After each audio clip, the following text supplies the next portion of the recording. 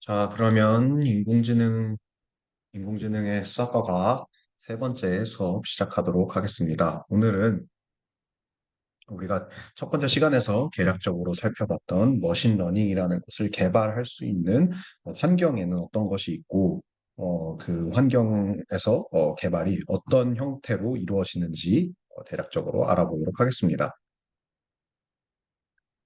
네, 머신러닝의 개발 환경입니다. 어, 우리가 보편적으로 쓰는 언어들은 굉장히 많죠. 뭐 자바, C부터 시작해서 매틀랩 등등이 있는데요. 그 중에서도 특히 머신러닝의 개발을 위해서는 파이썬이라는 언어를 많이 사용을 하는데요. 아마 공대 학생들이 많기 때문에 파이썬을 한 번쯤은 접해봤을 거라고 생각해요. 어, 그 화면의 가운데는 두 벡터의 덧셈을 C로 구현했을 때와 파이썬으로 구현했을 때 그 코드 길이의 차이를 보여줍니다. 그래서 C로 구현을 하기 위해서는 벡터라는 것을 이렇게 만들고 그 컴포넌트 와이즈하게 벡터에 덧셈을 해줘야 되는데요. 파이썬은 벡터와 행렬의 처리에 굉장히 특화가 되어 있는 언어이기 때문에 넘파이라는 패키지를 불러와서 그 안에 어레이라는 메소드를 써서 이렇게 벡터를 정의하면 이 어레이 간의 합이 즉 어레이 벡터 간의 합을 이렇게 쉽게 a 플러스 b로 표현을 해줄 수가 있습니다. 어, 그런데 이 파이썬이라는 언어의 특징 중에 하나는 그러면 이렇게 쉽게 코딩을 할 수 있게 만들어진 만큼 속도가 느리지 않겠느냐라고 생각을 할 수 있는데요. 어, 그 파이썬에서 널리 쓰이는 많은 라이브러리의 그 핵심 코어 파트들은 다 C로 코딩되어 있기 때문에 그 특정 기능을 수행하는 데 있어서는 뭐 C만큼 속도가 빠르기도 합니다. 그래서 우리는 이 파이썬이라는 언어를 C로 짜여진 라이브러리를 호출해 사용하는 인터페이스 언어다라고 이해를 할 수가 있겠습니다.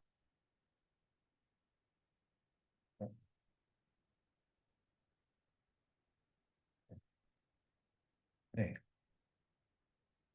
어, 그래서 첫 번째, 두 번째 시간에서 계속 강조해 왔듯이 파이썬, 뭐 많은 언어들이 오픈 소스, 즉 소스들이 다 공개되어 있는 오픈 소스의 형태를 띠지만 파이썬 역시도 이제 오픈 소스 라이브러리를 오픈된 소프트웨어이면이자 오픈된 라이브러리들을 이제 중심적으로 사용을 하는 언어입니다. 그래서 오픈 소스 라이브러리로는 뭐 텐서플로우, 파이토치, 뭐 티아노 등등등이 있고 뭐 넘파이, 주피터, 매플립, 판다스 등등 우리가 데이터 처리에 있어서 굉장히 유용하게 쓸 수 있는 라이브러리들이 공개가 되어 있습니다.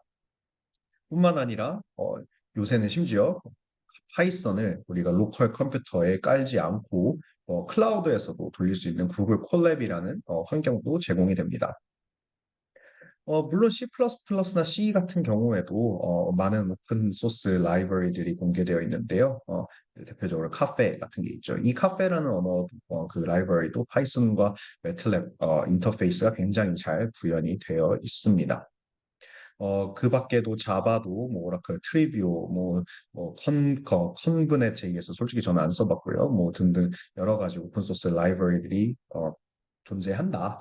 즉 요약하면 파이썬의 그 강력한 점 중 하나인 오픈니스, 즉 개방성은 다른 언어들도 마찬가지로 갖는다. 다만 파이썬은 굉장히 쉬운 코딩을 쉽게 할 수 있는 그런 언어이다라고 이해를 하시면 되겠습니다. 어, 사용 툴로는 대표적인 것으로 매틀랩이 있죠. 매틀랩 역시도 넷 컴브넷 등 많은 딥러닝을 위한 라이브러리들을 제공을 하는데요. 어, 사실 여러분들이 학생이기 때문에 매틀랩을 굉장히 쉽게 사용을 할 수 있는 것이지 나중에 회사나 뭐 연구를 할 때는 뭐 학교에 있기 때문에 매틀랩의 라이센스가 준비되어 있는 경우가 많이 있지만 특히 회사에 갔을 때는 매틀랩은 그렇게 쉽게 접할 수 있는 언어는 아닙니다. 왜냐하면 너무 비쌉니다. 그렇다고 뭐 다른 언어들, 파이썬이나 뭐 C에 비해 뭐 압도적인 장점을 갖는 것도 아니고요. 물론 뭐 특정 매트릭스 연산에 대해서는 매틀랩의 경우에는 정말 어마어마하게 빠르게 작동하고 굉장히 체계적으로 잘 구현되어 있습니다.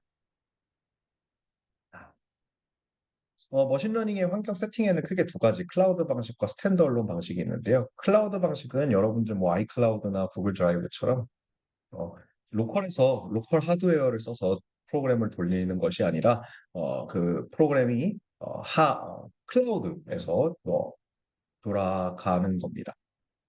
어, 그래서 대부분 서버의 환경이 대부분 갖추어져 있기 때문에 로그인해서 바로 프로그래밍을 할 수 있는, 즉 프로그램을 하려면 사실 C, 자바, 파이썬 같은 언어들을 깔아야 되는데 그런 걸 깔지 않고 바로 프로그래밍 가능하고요. 또한 인터넷 연결만 있으면 어느 곳에나 개발 가능하고, 또 클라우드 장점이 뭐예요? 누구나 그 소스에 접근해서 공동 작업을 수행할 수가 있죠.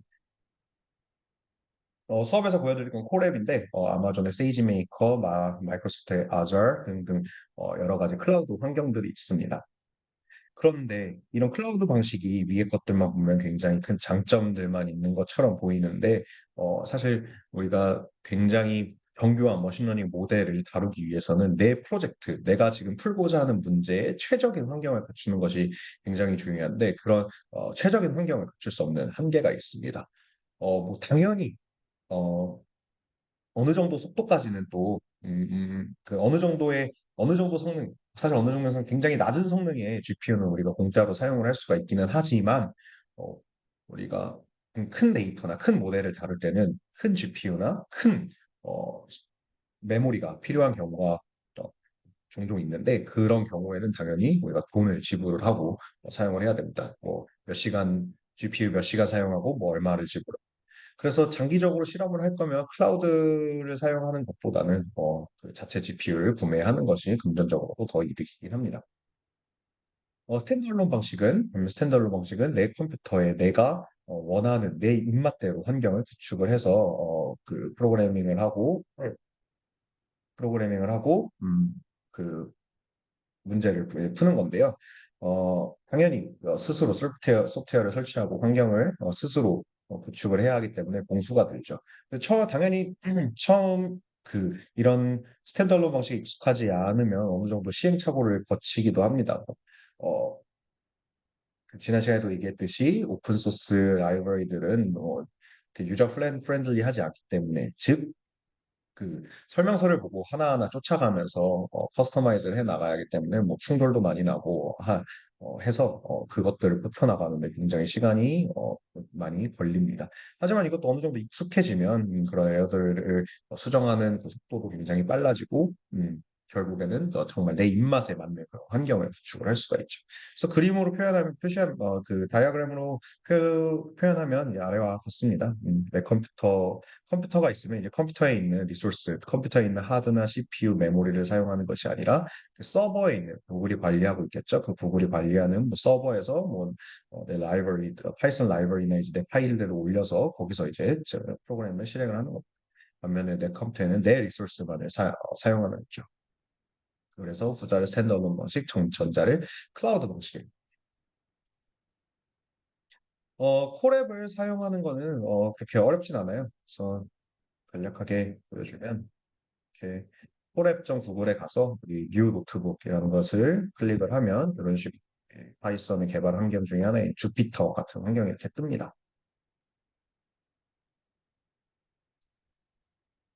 그래서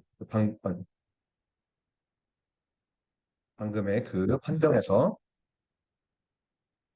방금의 그 환경에서 이 셀이라는 곳에 우리가 코드를 입력을 하고 이제 실행 버튼 혹은 Shift 엔터를 누르면 이 자체 내에서 파이썬 코드를 실행을 시켜줍니다. 프린트에 12 플러스 37하면 40, 파이썬이나 is exciting이라는 문자를 합친 결과를 출력해라 하면 이렇게 출력을 하게 됩니다. 이따가 간단한 그 예를 보여줄 건데요. 그때 실행 방식을 좀 더 같이 보여드리겠습니다. 네, 파이썬을 설치하는 건데요. 파이썬 자체만을 하기도 합니다만, 여러분들 파이썬으로 개발을 해본 학생들은 기억하실지 모르겠지만 아나콘다라는 통합 개발 환경을 한 번에 설치를 합니다. 그 차이는 파이썬을 설치하면 진짜 파이썬을 돌릴 수 있는 그 엔진만을 설치하는 건데요. 뭐, 어, 우리가 파이썬의 그런 핵심 기능 중에 하나는 여러 가지 모듈들을 가지고 오는 거잖아요. 물론 기본적인 모듈이 몇 가지 같이 딸려오긴 하지만, 추가적으로 깔아줘야 되는 것이 굉장히 많습니다. 그래서 사실 이 파이썬을 이런 식으로 설치를 하면 뭐 이런 기본적인 그 파이썬 코드들은 우리가 실행을 할 수가 있어요. 그 윈도우의 뭐 파워쉘이나 뭐 CMD 같은 데 파이썬을 기본적인 파이썬 그 코드들을 실행할 수가 있는데요. 파워쉘에 들어가서 파이썬이라고 치고 그다음에 파이썬 3.11.4가 깔려 있죠. 이건 제가 아까 깔아놓은 거예요. 여기 이렇게 인트 이런 거를 이렇게 다 할 수가 있습니다. 그래서 다시 이제 CMD 파워쉘 창으로 돌아가려면 엑셋을 하면 되고요.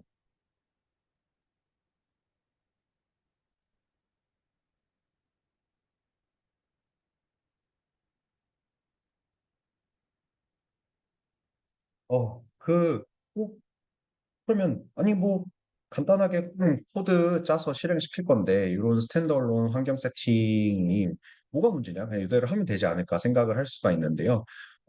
네, 당연히 문제가 있습니다. 어떤 문제가 있냐면 거듭 얘기하지만 파이썬의 핵심 구성은 라이브러리, 즉 모듈들이에요. 근데 이 모듈들이 각자 그 특정 기능을 그 모듈 각각이 특정 기능들을 하게 수행되어 있는데 얘네들끼리 막 꼬여 있을 수가 있어요. 얘가 왜 그러냐면 얘는 오픈 소스이기 때문에 아무 대가 없이 그냥 만든 거예요. 그래서 나는 이 기능만 수행하는 모듈만 만든 거지 얘가 다른 모듈들과 어떤 상호작용을 하는지는 그 개발자가 그것까지 고려하진 않아요. 그래서 라이브러리들 간의 충돌할 가능성이 분명히 생기고요. 어, 이로 인해서 프로젝트별로 즉 내가 뭐 자연어를 한다면 자연어 처리만을 할 수 있는 환경을 따로 만들고 마치 폴더를 만들어서 그 폴더 안에서는 자연어 처리에 관련된 모듈들 그리고 파일들만 저장시키고 거기서 관리하는 그런 환경을 만들고 또 다른 추천 시스템을 한다고 하면 그 추천 시스템만을 하는 환경을 따로 만들어 주는 거예요. 뿐만 아니라 파이썬의 버전들도 때로는 우리가 수행하는 프로젝트에 따라서 다르게 사용을 할 필요가 있는데요. 예를 들면 우리가 한글 자연어 처리에 대한 라이브러리를 쓰고 싶은데 지금 제 컴퓨터에 깔려 있는 파이썬 버전이 3.11이잖아요. 근데 3.11 버전에서는 한국어 자연어 처리를 하는 라이브러리들이 개발되어 있지 않고 3.7에 최적화된 라이브러리만 존재한다. 그러면 우리는 3.7이라는 파이썬 3.7 버전을 깔아서 그 안에서만 그 라이브러리를 실행을 시켜줄 수가 있는 거예요. 근데 우리가 하나의 파이썬만 깔아놓고 그 하나의 파이썬만 깔아놓고 3.7 버전에서만 작동하는 한국어 자연어 처리 그 라이브러리를 하고 싶으면 지금 있는 파이썬을 지우고 3.7을 또 다시 깔고 그러다가 또 다시 3.11에 필요한 라이브러리가 존재하면 또 다시 밀고 3.11을 다시 깔아야 돼. 얼마나 복잡합니까? 복잡합니까? 복잡하고 번거롭습니까? 그래서 우리가 아나콘다라는 가상 환경을 주로 사용을 합니다. 그래서 아나콘다의 설치 방법인데요. 아나콘다 그냥 웹페이지에 가서 뭐 이렇게 설치하면 됩니다. 다 공짜이기 때문에 여러분들도 다 로컬에 깔 수 있고요. 뭐 스파이더와 텐서플로우 설치하는 거는 뭐 그냥 예시로 보여주는 겁니다. 주로 네, 우리는 파이torch를 사용할 거고요. 뭐 종종 텐서플로우를 사용하기도 할 겁니다. 스파이더는 파이썬 통합 개발 환경이에요. 보통 이제 이 파이썬 파일을 실행을 하기 위해서는 파이썬 코드를 작성을 하잖아요. 근데 파이썬 코드를 보통 메모장에 작성을 한단 말이에요. 근데 메모장에서 이제 코드를 수정하고 유지 보수하는 게 당연히 엄청 어렵겠죠. 그래서 얘네들 코드들을 우리가 효율적으로 관리할 수 있는 플랫폼이 있는데 그게 그 대표적 그 스파이더는 그 개발 플랫폼 수많은 개발 플랫폼 중에 하나입니다. 뭐 반드시 여러분들이 스파이더를 사용할 필요는 없어요. 네. 어, 여기서 콤이라는 것을 깔면 이제 여기 아나콘다 프롬프트라는 게 생기거든요. 그럼 여기에 보면 이제 베이스라는 게 있어요. 지금 우리는 그 가장 기본적인 그 개발 환경에 있는 거예요. 그러면 우리가 새로운 개발 환경을 만들어 줘야겠죠. 나 그 EIP 파이썬은 3.7 우리는 이 개발 환경에서는 파이썬 3.7만 쓰겠다라고 이제 선언을 하는 거예요. 네, 이런 식으로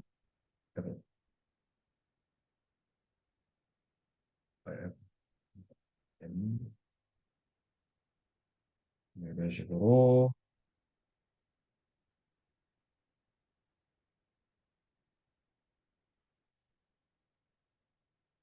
파이썬 환경이 생성이 됩니다. 그래서 이 환경 그럼 여기서 우리가 뭐 모듈 지금 베이스 환경에서 모듈을 깔면 혼다 스폴 뭐 넘파이 뭐 이런 식으로 해가지고 깔게 물론 넘파이는 원래 깔고 깔려 있지만요. 근데 이제 우리는 특정 라이브러리를 어떤 라이브러리를 특정 환경에만 깔고 싶으면 이제 새로 그 가상 환경에 들어간 그 EIP가 있죠. 여기 들어가면 이제 여기가 EIP로 바뀌죠. 그런 다음에 여기서 폰다 인스톨 어쩌고 저쩌고 하면 이제 환경에만 그래서 깔고자 하는 라이브러리가 설치가 되게 됩니다. 그리고 다시 이제 베이스로 오고 싶으면 폰다 DX 베이스를 하면 되고요. 그리고 내가 가지고 있는 가상 환경 리스트를 보려면 다 뭐, environments 하면 내가 갖고 있는 그 지금 내 로컬에 설치되어 있는 가상 환경의 리스트를 이렇게 볼 수가 있어요. 그래서 아까 AIP 환경에 들어가서 콘다 pp 콘다 인스톨 블라블라 하면 이제 이 AIP 폴더 안에만 이제 라이브러리들이 깔리게 되고 그것들이 베이스 환경에 영향을 주지 않고 혹은 다른 가상 환경이 있다면 다른 가상 환경에도 영향을 주지 않습니다. 그럼 얘를 지우려면 어떻게 할까요? 지우려면 이런 명령을 쓰면 됩니다. AIP 이런 식으로 해서 이 가상 환경을 지워버릴 수 있어요.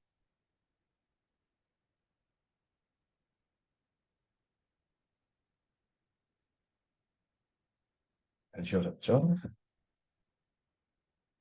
그래서 네, 이렇게 지금 했던 걸 뭐 보여드린 거고 이제 스파이더라는 그 개발 환경을 보면 이제 이런 식으로 어, 그냥 메모장이나 그 그냥 파이썬 아이들에서 코딩을 어, 하는 것과 달리 뭐 이런 식으로 뭐 프린트와 뭐 이 안에 있는 명령어나 입력 변수들이 이렇게 다른 색깔들로 표현이 돼서 개발을 하기가 굉장히 쉽습니다. 뿐만 아니라 이런 주석도 달 수 있고, 그다음에 또 실행 결과들 또 바로바로 그 화면에서 확인을 할 수가 있습니다. 그래서 이런 스파이더라는 개발 환경을 사용을 하는 것도 추천을 합니다.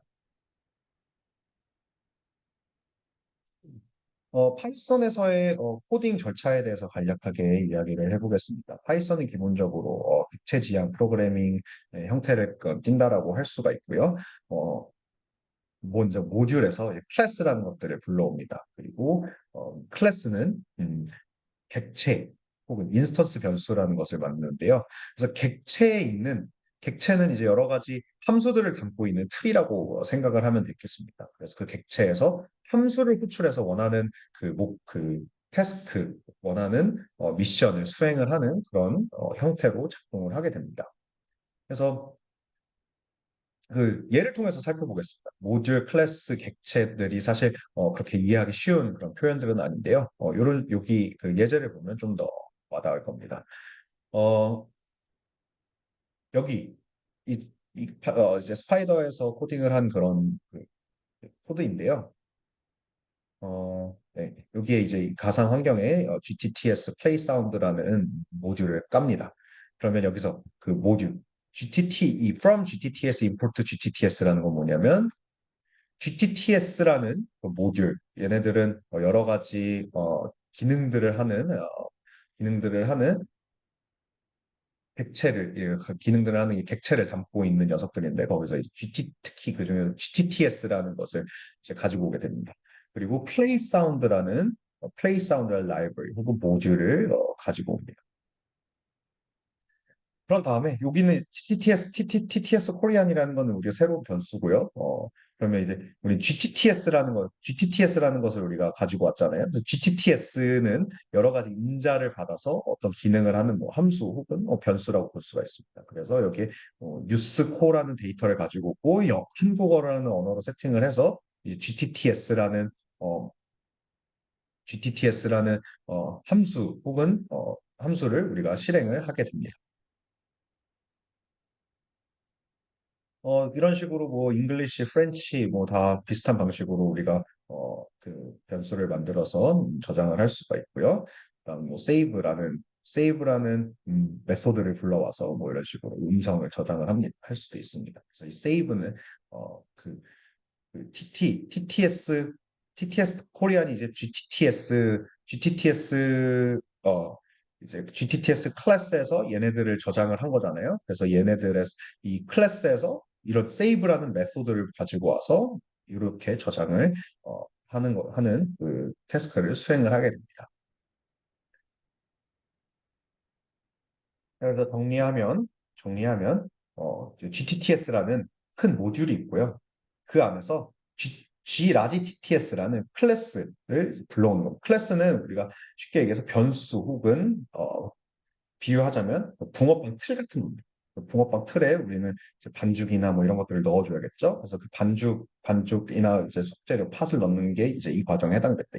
이 틀 안에 이런 걸 넣는다.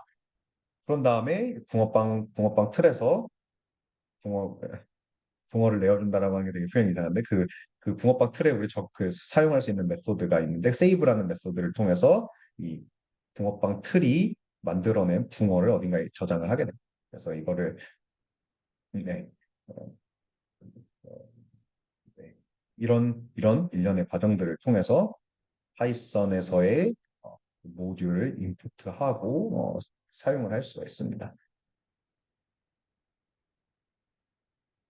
파이썬에서 굉장히 대중적으로 사용되는 라이브러리들을 몇 가지 가지고 와봤는데, 뭐, numpy 매플 라이브러리는 뭐, 그 머신러닝 환경뿐만 아니라 이제 다양한 데이터 분석 관련 혹은 수치 해석적 태스크를 할 때 널리 사용되는 라이브러리들이죠. 인공지능 관련해서는 사이킬런이나 텐서플로우, 케라스, 파이투치 등이 널리 쓰이고요. 관련 튜토리얼 문서들은 이런 식으로 대표적인 것들에 대해서는 너무나도 잘 나와 있습니다. 네. 어, 사이킬런, 사이킬런 뭐 라이브러리를 설치하는 거는 핍 인스톨 혹은 콘다 인스톨로 콘다 인스톨 사이킬런 혹은 핍 인스톨 사이킬런으로 라이브러리를 설치를 합니다. 그래서 이 라이브러리 안에 여러 가지 데이터셋과 함수들이 들어 있고요. 데이터셋에는 뭐 아이리스 필기 숫자, 엠니스트 필기 숫자, 뭐 셀럽 등이 이제 들어가 있습니다.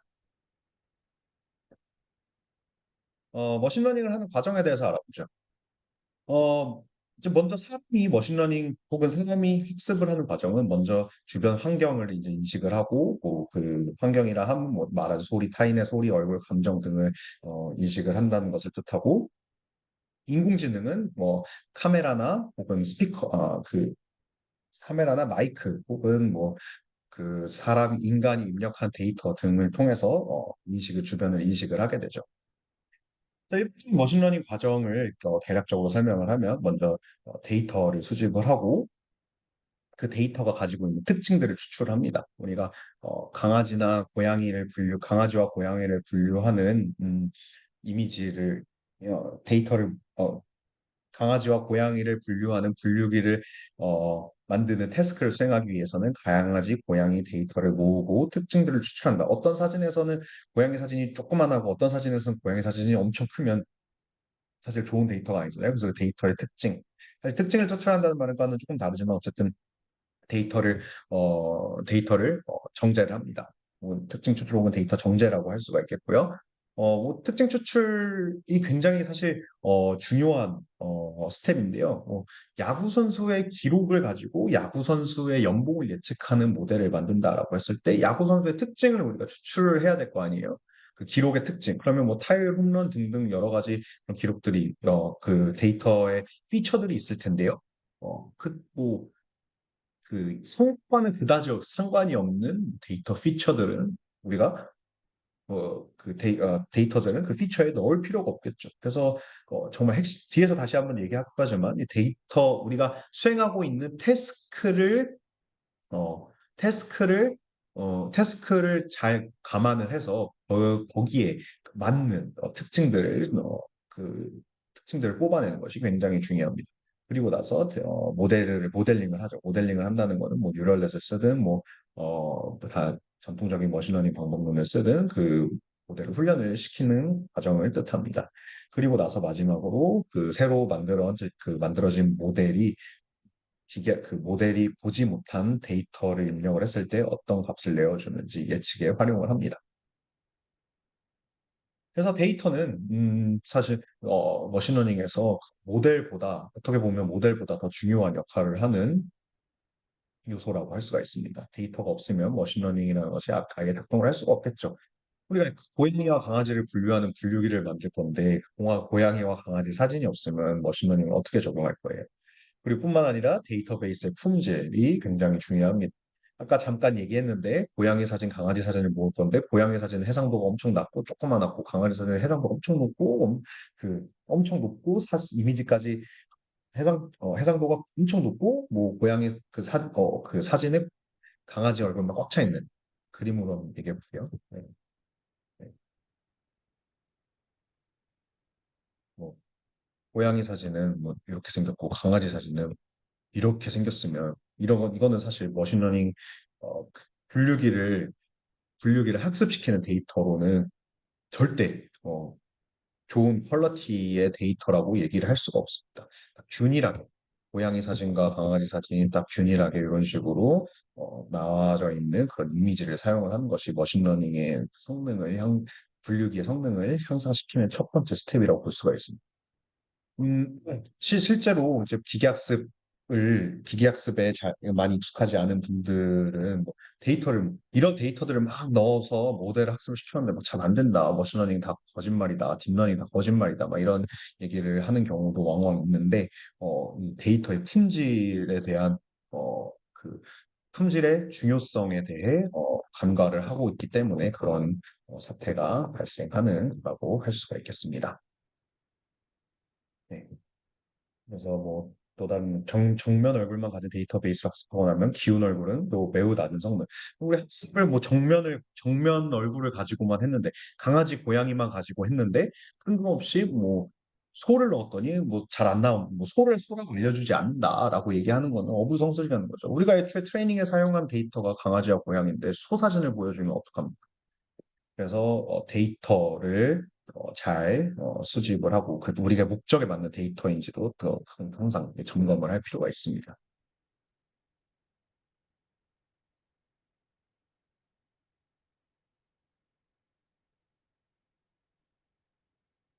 네. 그래서 이런 데이터를 생성하는 과정에 대해서 이야기를 해볼 건데요. 음, 크게 데이터를 쉽게 얘기해서 데이터를 구하기 쉬운 경우와 어려운 경우로 나눠볼 수가 있습니다. 어, 네. 데이터의 생성 과정을 완전히 아는 인위적인 상황은 사실 데이터를 생성하기 쉬운 경우라고 할 수 있겠죠. 예를 들어 두 개의 주사위를 던져 나온 눈의 합을 x라고 했을 때 y는 뭐 x 빼기 7의 제곱 더하기 1점을 받는 게임. 즉 주사위를 한 번 던져서 1이 나오면 37점을 받고 1을 던지면 뭐 26점을 받는 게임을 한다라고 했을 때 우리가 X 값과 Y 값만 보고서는 Y를 예측을 하는 그 한 모델을 찾고자 한다고 해봅시다.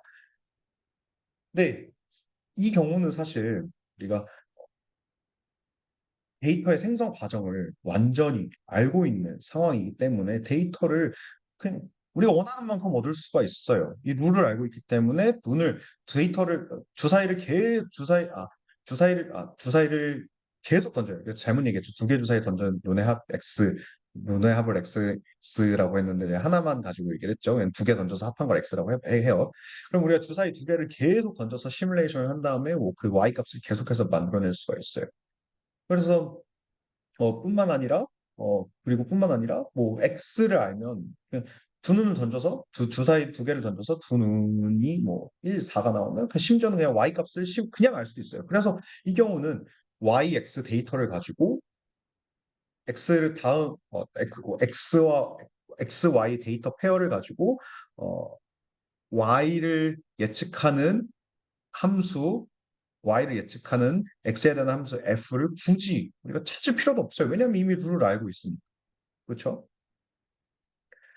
네, 그래서 이런 걸 우리가 화이트박스 시스템이라고 부르는데요. 실제 세계에서 이런 경우는 거의 없다라고 봐야죠. 그리고 이런 화이트박스 시스템에 대해서는 뭐 머신러닝을 적용할 필요도 없고요. 룰을 아는데 뭐 함수를 머신러닝의 핵심은 우리가 잘 모르는 함수를 찾는 것이 목표인데 이미 함수를 알고 있는 경우에는 뭐 무슨 함수를 찾을 거예요. 그렇죠? 음. 그리고 뭐 엑셀 발생 확률 PX를 정확히 알 수 있죠. 뭐 두 눈의 합이 3이라 그러면 3이 나올 확률을 알고 있기 때문에 새로운 데이터를 그 확률 분포에 따라서 우리가 쭉 만들어줄 수가 있어요. 하지만 대부분의 머신러닝 문제에서는 그 데이터 생성 과정하고 알 수가 없습니다. 레이블 XY 페어로 된 데이터만 있을 뿐이에요. X가 즉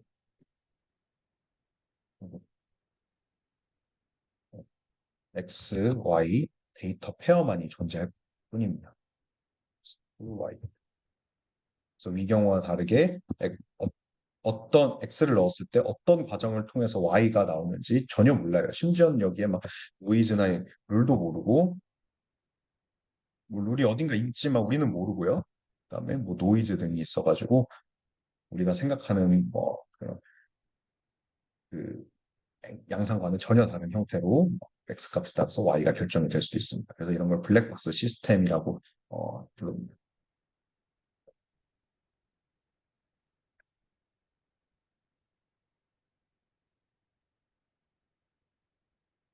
네.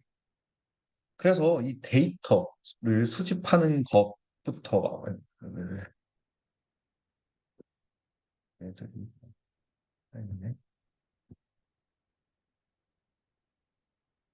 머신러닝에서는 데이터를 수집하는 것 자체가 굉장히 어려운 일인데요. 우리가 아이고, 얘들이 음, 지워져 버렸네요. 음, 네, 데이터를 수집하는 것 자체가 수집하는 것부터가 머신러닝에서 굉장히 중요한 스텝인데요. 우리가 사용할 모듈 혹은 라이브러리에서는 이런 우리가 공부하고 있는 혹은 공부할 모델들을 테스트할 수 있는 여러 가지 벤치마크 데이터들을 제공을 합니다. 이런 양질의 데이터가 존재한다는 것 자체가 굉장히 큰 축복인데요. 그래서 그 아까 얘기한 scikit-learn이라는 라이브러리, iris, MNIST, ImageNet이라는 여러 가지 좋은 데이터셋이 있습니다. 그래서 iris 데이터셋은 그 전통적인 통계학에서 오래전부터 사용했던 굉장히 유명한 데이터예요. 그래서 얘는 총 150개의 데이터 그 샘플이 있는데요. 세 종류 여기 뭐 어디 캐나다 어디에 있는 어느 지역에서 50송이씩 세 종류의 붓고 세토사, 벌시컬러, 버지니아카라는 세 종류의 붓고을 50송이씩 채취해서 꽃받침 길이 너비, 꽃잎 길이, 꽃잎 너비들을 측정해서 기록한 데이터예요. 그래서 세 가지 종류의 붓꽃이기 때문에 세 개의 레이블을 갖겠죠. 그래서 데이터는 이런 식으로 생겼어요. 세토사 데이터. 세토사는 뭐 이첫 번째 세토사는 뭐 이런 특징이고 두 번째 세토사 이런 특징을 가지고 이런 게 50개가 있는 거고요. 그다음에 벌시컬러라는 데이터는 뭐 꽃은 뭐 수집한 벌시컬러라는 첫 번째 벌시컬러 꽃은 뭐 이런 그 꽃잎, 꽃받침 너비, 꽃잎 길이, 꽃잎 너비 등을 갖고요. 뭐 버지니아카도 마찬가지로 이런 식으로 기입이 되어 있습니다. 근데 생각해보면 이 데이터를 수집하는 것 자체가 굉장히 고통스러웠을 거예요. 이를 아, 일일이 꽃을 채집을 하고 그다음에 걔네들의 길이를 재고 그리고 레이블까지 이게 뭔지 뭐 무슨 꽃이지 고민을 하고 이제 레이블을 달았겠죠. 그래서 우리는 이미 너무 잘 정제된 데이터를 사용을 하고 있기 때문에 어떻게 보면 축복받은 거예요. 근데 여러분들이 나중에 실제 머신러닝을 활용해서 무언가를 하려고 할 때는 이런 양질의 데이터를 모으고 그리고 데이터를 가공하는 이런 일부터가 이런 일부터 이래도 굉장히 큰 노력과 시간을 투자를 해야 할 겁니다. 어찌됐건 간에 우리는 지금은 좋은 데이터가 있으니까 이거를 가지고 와서 한번 머신러닝 모델에 적용을 본 일을 수행할 겁니다. 그래서 데이터의 가시화인데요. 그래서 4차원 이상의 데이터, 우리 2차원에서는 XY 좌표에다 그냥 찍으면 되고, 세 개의 특성, 뭐 꽃받침 길이, 너비, 꽃잎의 길이에 따라서 우리가 세 가지 세 종류의 붓꽃을 플러스를 한다면 3차원에다가 그냥 찍어주면 되겠죠. 근데 4차원부터는 우리가 찍을 수가 없어요. 4차원 공간은 우리가 가시화를 할 수 있는 방법이 없잖아요. 그래서 보통은 이런 식으로 페어와이즈 하게 됩니다. 그래서 꽃받침 길이와 꽃받침의 너비에 따른 데이터의 분, 꽃받침 길이와 꽃잎 길이에 따른 데이터의 꽃받침 길이와 꽃잎 너비에 따른 데이터의 혹은 더 너비와 길이에 대한 관계 등등 해서 이런 식으로 우리가 데이터의 분포를 확인을 할 수가 있습니다. 우리가 굳이 그 고차원에 있는 데이터를 비주얼라이즈를 해서 보고 싶으면 디멘전 리덕션이라는 테크닉을 써서 하기도 합니다. 차원 축소라고 부르고요. 뭐 언젠가 우리가 얘기할 시간이 아마 있을 겁니다. 어, 이 우리가 머신러닝을 할 때는 데이터셋을 한 번에 모델에 넣고 모델을 학습을 시키는 것이 아니라 트레이닝 셋과 테스트 셋이라는 것을 나눕니다. 그리고 트레이닝 셋도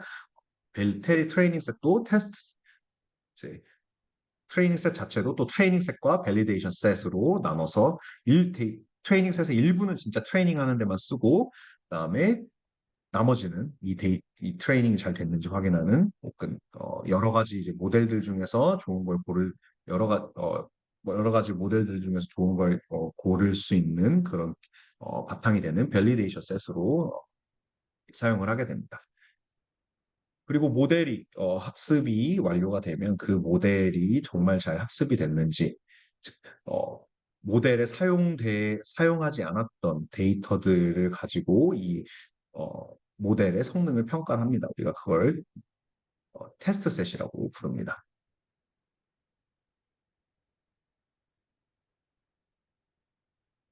그리고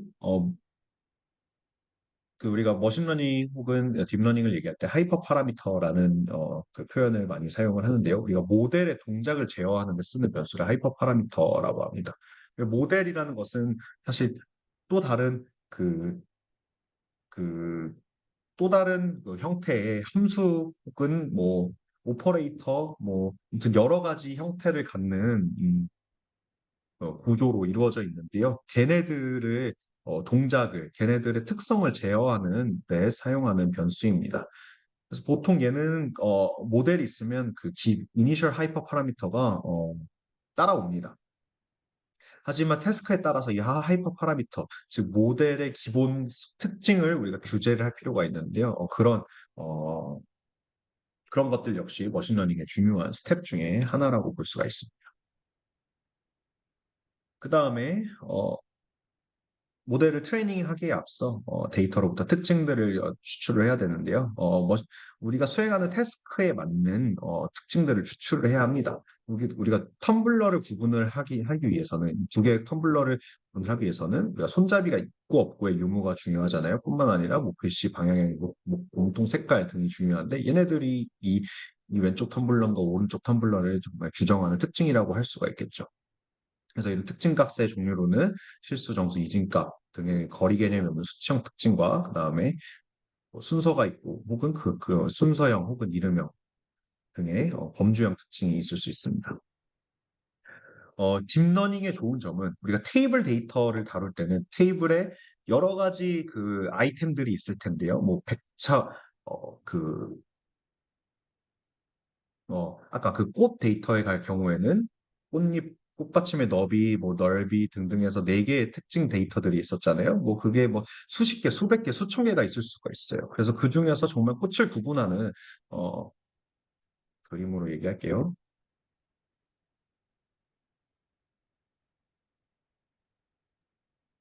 아까 꽃잎, 도사, 버지니아카 뭐였죠? 도사, 버지니아카 뭐 그래도 뭐 기억이 안 나는데 아무튼 뭐 R이라고 해봅시다. 그리고 뭐 아이템 1, 아이템 2, 아이템 3 등등의 특징이 있었는데 얘가 수없이 많을 수 있단 말이에요. 근데 그 중에서도 이 세 개의 꽃들을 구분하는, 뭐 물론 얘도 여러 개 데이터가 있고 얘도 여러 개 데이터, 얘도 여러 개 데이터가 있겠죠. 그래서 이 중에서도 얘네들을 구분을 할 수 있는 이런 특징들을 잘 뽑아내야 됩니다. 하지만 이 이미지 데이터를 사용을 할 때는 이런 특징들을 뽑아내는 게 굉장히 어려울 거예요. 하지만 이런 현대 딥러닝 프레임워크는 이런 특징들을 우리가 굳이 정의를 하지 않아도 특징들을 뽑아내지 않아도 그 딥러닝 모델이 알아서 이 특징들을 추출하게 됩니다. 고양이와 강아지를 구분하는 모델 분류기를 학습을 시키면 그 두 동물 사진을 구분하기 위해 중요한 특징들이 무엇인지 딥러닝 모델이 알아서 찾아주게 됩니다.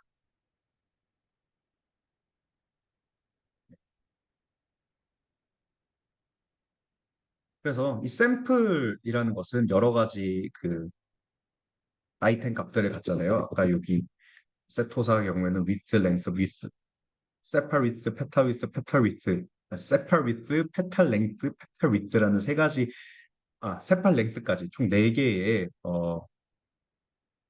그 값을 갖는데요. 이 하나의 꽃이 이제 하나의 꽃 데이터가 4차원 벡터로 표현이 되는 거죠. 그래서 이 벡터는 이 공간에서의 한 점에 해당되겠고요. 어, 그럼 이 분류라는 그 작업은 이런 식으로 얘는 뭐 2차원이든 4차원이든 뭐 100차원이든 뭐 어떤 몇 차원이든 이런 식으로 그 특징 공간 안에 이런 식으로 분포를 할 거예요. 그래서 C, 뭐 예를 들면 A, D가 뭐 이름이 기억 안 나는데 첫 번째 북꽃, 또 C, B가 B, C가 두 번째 북꽃이라고 하면 이런 식으로 특징 공간 안에 놓이게 될 겁니다. 그러면 이 두 북꽃을 구분을 하려면 우리가 이런 식으로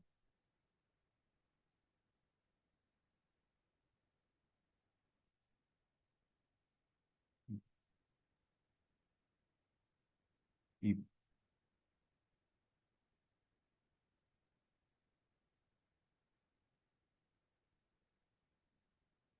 이런 식으로 구분을 하고 싶잖아요. 근데 사실 이런 식으로 작동하는 분류기를 수학적으로 모델링을 하는 것은 굉장히 어렵습니다. 그래서 사람들이 생각을 한 게 뭐냐면, 이 특징 공간에서 새로운 특징 공간으로 이동시켜서 선으로 구분할 수 있게 만들어주자라는 겁니다. 그래서 실제로 A라는 특징 공간에서의 그런 벡터들의 이런 연산을 적용을 시켜서 이런 식으로 우리가 바꿔줄 수가 있어요. 이렇게 되면 요 선이 이 색칠된 점들과 색칠이 되지 않은 점들을 구분하는 좋은 분류선이라는 것을 우리가 쉽게 확인을 할 수가 있죠.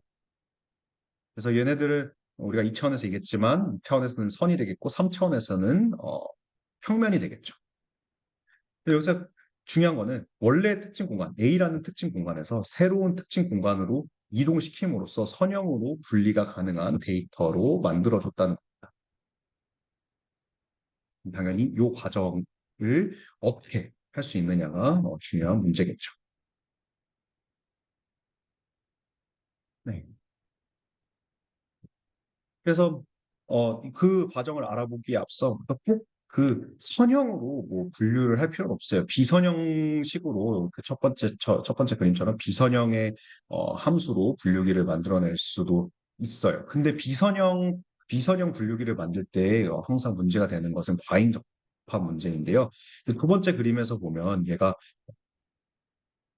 어, 파란색과 흰 점을 정확하게 구분을 해내지만 사실 이 흰색 점은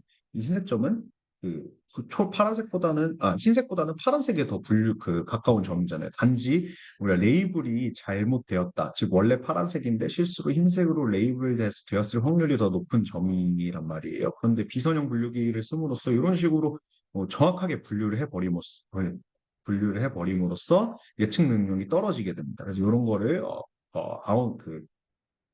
오버피팅이라고 합니다. 그래서 이런 오버피팅을 그 비선형 분류기를 어느 정도 스무드하게 만들면서, 즉 얘네들의 딱 봐도 이 왼 가운데는 굉장히 모델의 복잡도가 높을 것 같고 얘는 낮을 것 같잖아요. 그래서 모델의 복잡도를 제어를 함으로써 어느 정도 에러를 허용하는 식으로 분류기를 만들 수가 있습니다.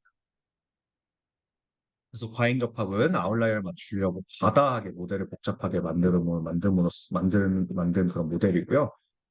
그 현상이고요.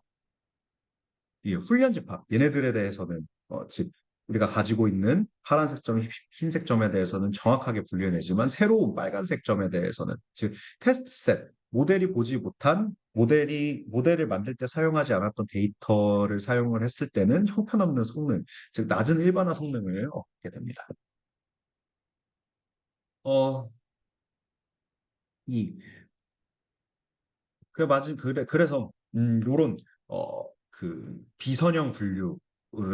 비선형 비선형 분류기와 그다음에 아까 얘기했던 공간을 우리가 변화시켜서 선형으로 분류를 시킬 수도 있다라고 했잖아요. 이런 것들을 한 번에 가능하게 만들어주는 프레임워크가 지금도 널리 쓰이는 서포트 벡터 머신이라는 모델입니다. 그래서 서포트 벡터 머신은 서포트라는 게 지지하다라는 뜻인데요. 이 분류선을 했는데 어떤 분류선을 찾냐면 흰색 점들과 우리가 가지고 있는 데이터셋들과의 거리, 분류기와 데이터셋까지의 거리를 최대화하는 식으로 이런 모델을 찾게 됩니다. 그래서 얘를 혹은 맥스 마진 클래시파이어라고 부릅니다. 마진을 최대화하는 클래시파이어다. 그래서 서포트 벡터 머신은 이런 식으로 선형으로 사용을 될 수도 있고요. 이런 비선형 모델로 사용을 할 수도 있고, 비선형 모델의 서포트 벡터 머신을 사용을 할 수도 있고, 아까처럼 동그라미와 X가 한 개의 선으로 정확하게 구분이 되지 않을 때 그 공간을 이동시켜주는 그런 역할을 하기도 합니다. 그래서 어, 사실 조금 더 얘기를 하면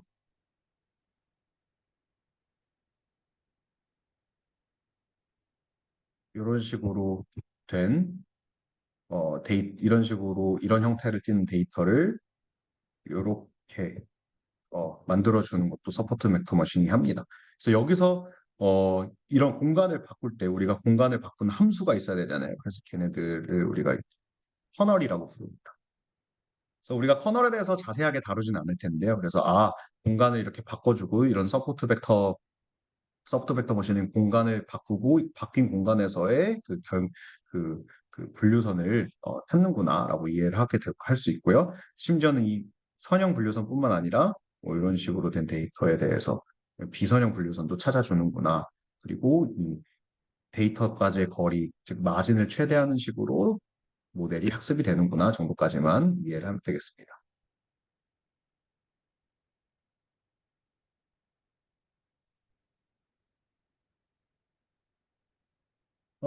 그래서 SKlearn의 서포트 벡터 머신이라는 함수가 들어있고 여기에는 감마와 C라는 파라미터들을 우리가 정해줘야 됩니다. 그래서 커널 함수, 방금 얘기한 커널 함수에는 뭐 여러 가지가 있지만 이제 대표적으로는 RBF 커널이라는 거를 쓰고요. 감마와 C는 RBF의 RBF 함수를 즉 커널을 만드는 데 사용되는 매개 변수입니다.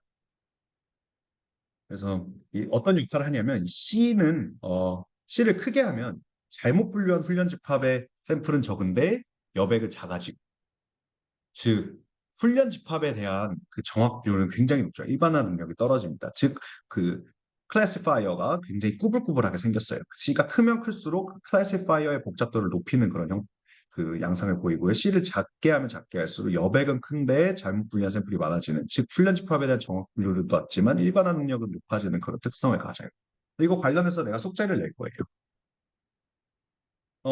그래서 그 SKlearn에서 데이터셋을 불러오고 그 여기서 이 아이리스라는 데이터를 우리가 불러올 수가 있습니다. 이거 내가 콜앱으로 굳이 그냥 그대로 코딩하면 되기 때문에 원래는 사실 콜앱에서 어떻게 하는지 보여주려고 했는데 뭐 굳이 뭐 그럴 필요는 없을 것 같다라는 생각이 들어요. 한번 이게 동영상 강의니까 화면 멈춰놓고 한번 일일이 한번 찍어보세요. 그래서 첫 번째는 이제 SKI Learn이라는 모듈에서 데이터셋을 불러오고요. 그다음에 아이리스 함수 호출해서 아이리스 데이터셋을 읽어서 D에 저장을 합니다. 그래서 D에서 DAESCR이라는 변수를 출력하는데 그 출력하면 이런 식으로 이제 그 데이터의 서머리를 보여줍니다. 그래서 데이터는 150개 샘플로 이루어져 있고 4개의 피처들을 가지고요. 그다음 3개의 종류를 갖는다라고 라는 정보를 보여주게 됩니다. 어, 그래서 아이리스의 데이터 셋은 우리가 이제 특징 벡터 X로 표현하는데요. 그래서 X라는 벡터는 이제 D개의 컴포넌트로 이루어져 있고 X1이 뭐 세팔 위드, 뭐 세팔 랭트 등등해서 이 네 개의 특징을 가지고 있겠죠. 그래서 피처 벡터에는 뭐 피처 벡터 X에는 D개의 피처들이 있다라고 얘기를 할 수 있겠습니다. 그리고 세 개의 레이블이 있으니까 0, 1, 2, 3까지를 쓰겠죠.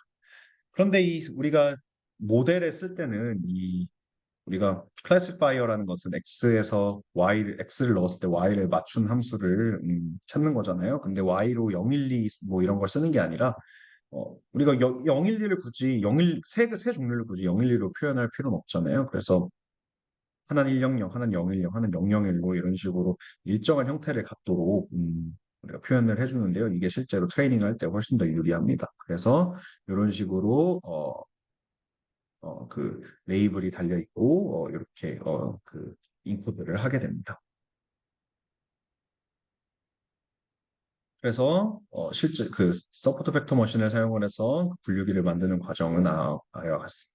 S라는 서포트 벡터 그 커널 SVC라는 객체를 만들고요. 그 다음에 이 데이터 D점 데이터는 D가 아까 데이터였죠. 이 데이터 X 그 네 개의 피처에 대해서 타겟을 맞추는 함수를 찾게 됩니다. 그러면 그리고 나서 새로운 이런 피처들 이 새로운 피처 벡터를 받았을 때 얘가 어떤 거에 해당되고 얘가 어떤 거에 해당되는지 찾기 위해서는 S에다가 predict라는 메소드를 불러와서 이 테스트 집합을 넣어주게 됩니다.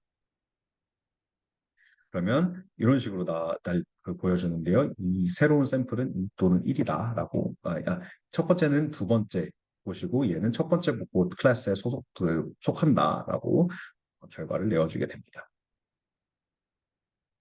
근데 사실 또 우리가 얘를 비주얼라이즈를 하고 싶은데요. 150개 샘플이 4차원 벡터잖아요. 그렇죠? 4차원 벡터는 사실 우리가 그 비주얼라이즈를 할 수가 없어요. 4차원 어떻게 그릴 거예요? 그래서 그 중에서 3개만 가지고서는 우리가 그 플러스를 할 건데요. 세팔 랭스, 세팔 위드, 세페탈 위드를 가지고를 그 좌표로 갖고 그다음에 색깔이 서로 다른 곳을 나타내도록 우리가 플랫을 하면 이런 식으로 표기가 되고 얘는 이제 PX 플라틀리 익스프레스라는 플라틀리에서 익스프레스라는 걸 우리가 불러와서요. 얘를 PX로 저장해서 여기서 스캐터 3D라는 메소드를 불러옴으로써 이 데이터를 플랫을 해줄 수가 있습니다. 예. 얘네들이 만약에 저장되어 있지 않으면 이제 pip install 명령어로 얘네들 모듈들 라이브러리들을 설치를 하면 돼요. 네, 그러면 이번 수업은 여기까지 하도록 하겠습니다. 수고하셨습니다.